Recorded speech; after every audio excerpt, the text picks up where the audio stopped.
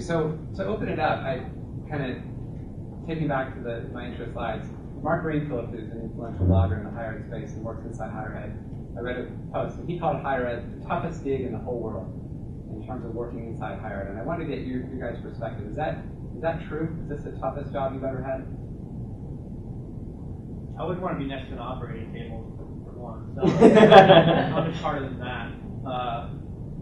I would say I think for those outside of higher ed, so they sometimes think it's a cakewalk, I think, when it comes to higher education. So I know it's certainly has challenges, as do all organizations in all industries.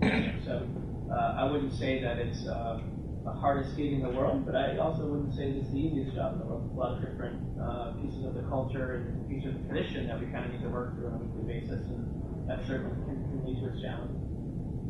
So one of the challenges is marrying these sort of premium brand expectations around Harvard with nonprofit budget realities. So that's a real challenge to try and marry the two. People want you to be, the leader, the unequivocal leader, and how do you marry that against, real pressing and important needs to be shown, not only to save money and ever-expanding, communications needs, but also not to be seen to spend a lot of money, because inferences will be made on you based on your premium brand, even if you don't dedicate a lot of resources to something.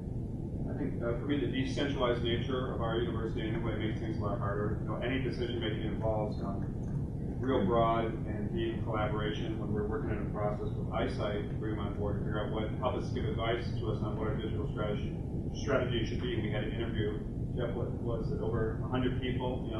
Every unit of the university. Sometimes that slows the process down. It's frustrating because you have so much work that you need to do, and it just takes time within higher ed culture.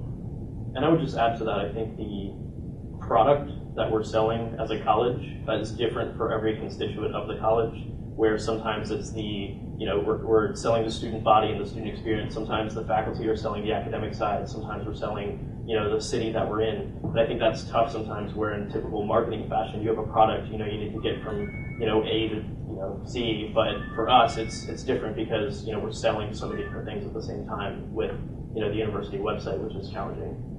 I'd love to elaborate quickly on Perry's point. I think at a smaller institution in terms of size and with brand, I think it's a challenge for us too in terms of we need to raise our brand awareness, but to the point of once we get in the marketplace and spend money to raise our brand awareness, does that devalue your brand? So it's like a constant battle, I think, institutions of our size in terms of brand awareness, in terms of wanting to increase that, but our core constituents, our alumni, our students, what is their perception of that when we're trying to raise that value?